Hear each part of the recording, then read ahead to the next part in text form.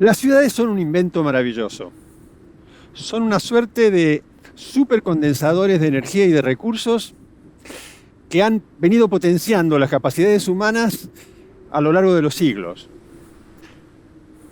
Pero suele olvidarse que en el origen de las ciudades está la agricultura. Desde su nacimiento fueron posibles porque la producción de alimentos creció de manera tal que permitió que una parte de la población dejara de trabajar en los campos y pudiera empezar a dedicarse a otras actividades que son las que han ido constituyendo la civilización.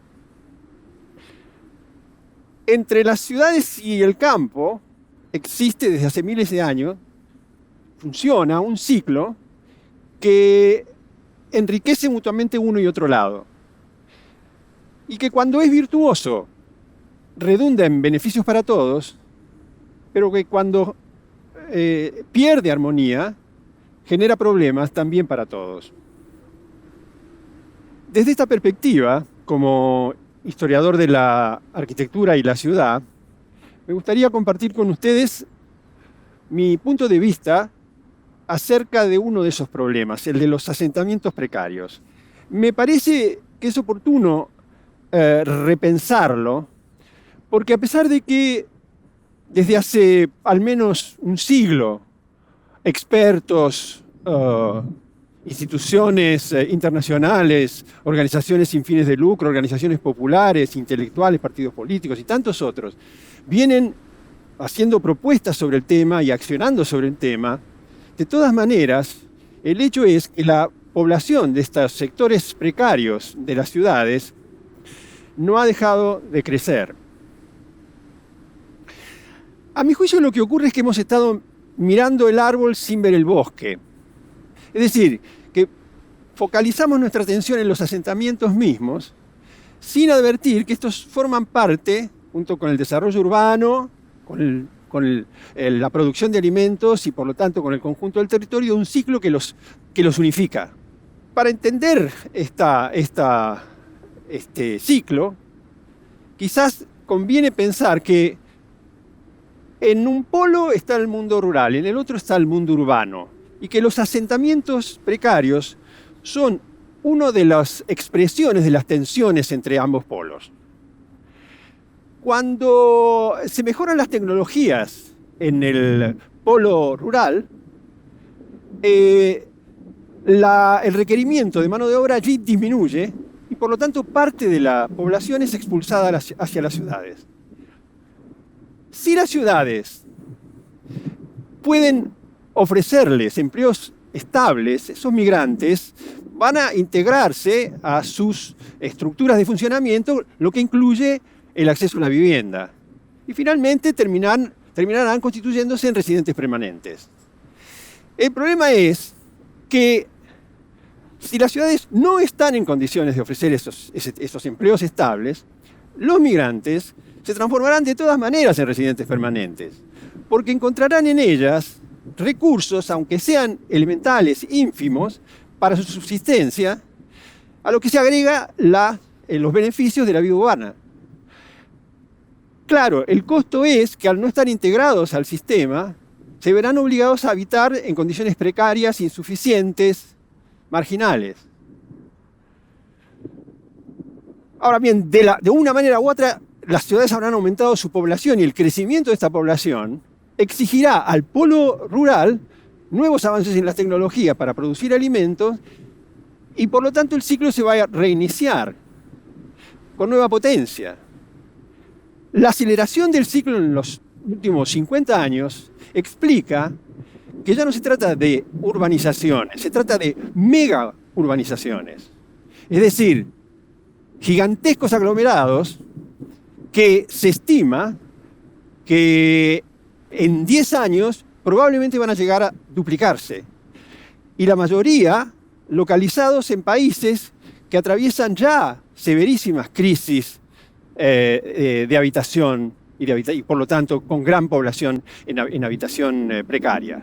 Ahora, para alimentar a este crecimiento de la población urbana, como insisto, que se ha multiplicado en las últimas décadas, también en las últimas décadas se ha desarrollado un sistema de producción de alimentos industrializado que a primera vista parece una solución, pero que en realidad constituye un factor de aceleración del ciclo, que se agrega a ya existentes, ancestrales procesos de desertificación que empuja campesinos hacia las ciudades para acentuar, para profundizar este éxodo.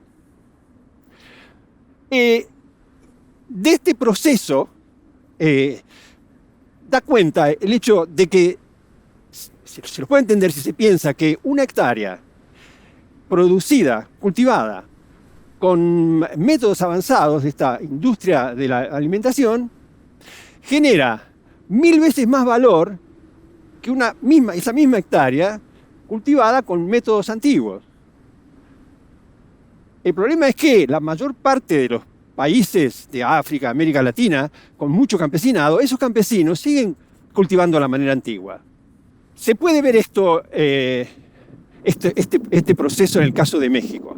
Después de la firma del Tratado de Libre Comercio, en México, el maíz, que hasta entonces era cultivado de manera antigua y comunitaria, fue reemplazado por una avalancha de grano barato proveniente de Estados Unidos. Consecuencia, miles de campesinos quedaron sin sus fuentes de trabajo.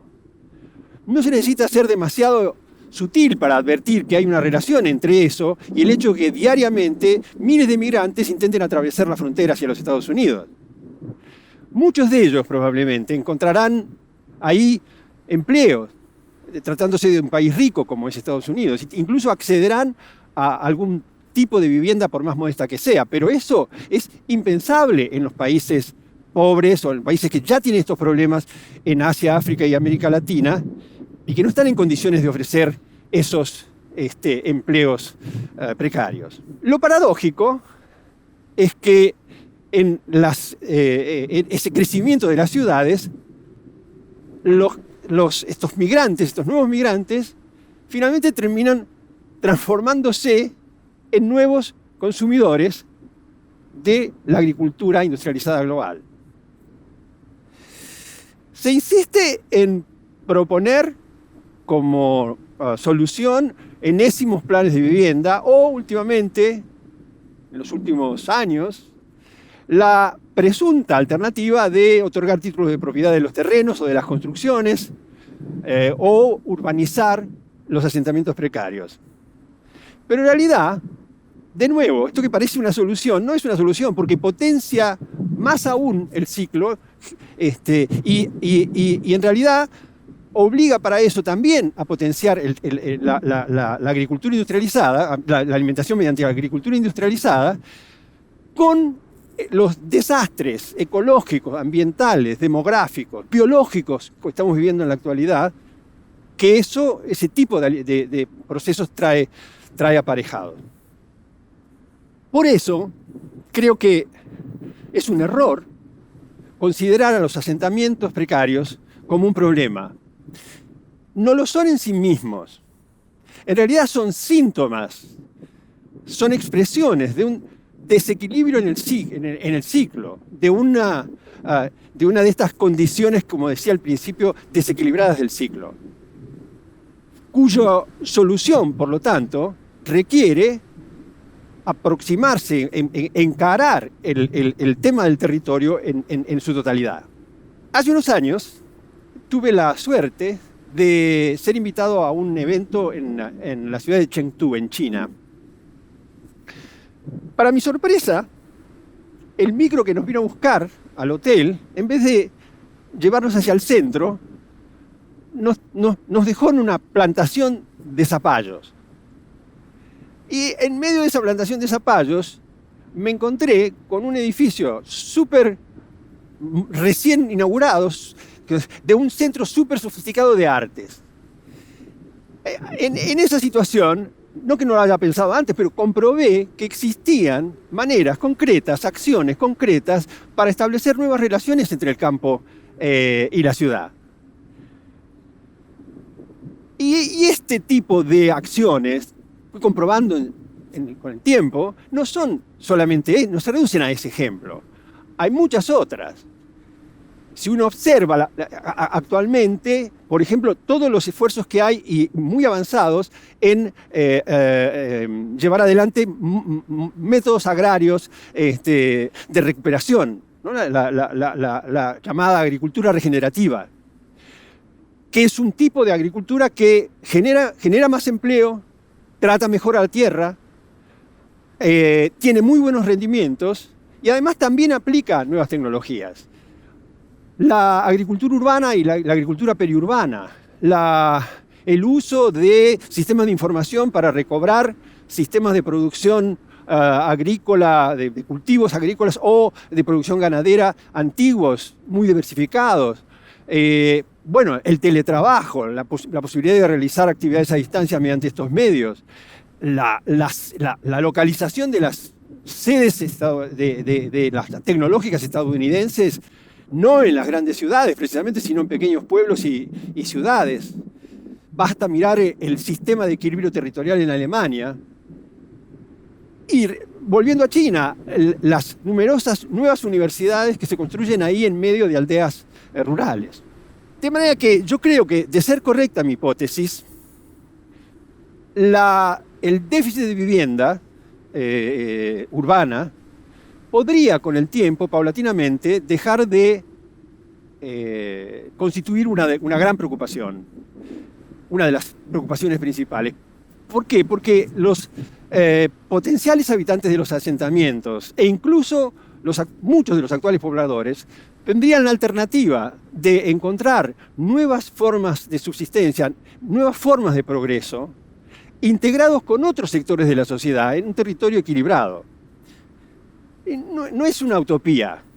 Se requiere abordar el tema del territorio en su conjunto, bueno, y animarse a trabajar en esa dirección, a hacer acciones en esa dirección. De manera, yo estoy convencido de que recobrar la armonía del ciclo de campo y ciudad que ha venido existiendo a lo largo de milenios es posible y solo depende de nosotros.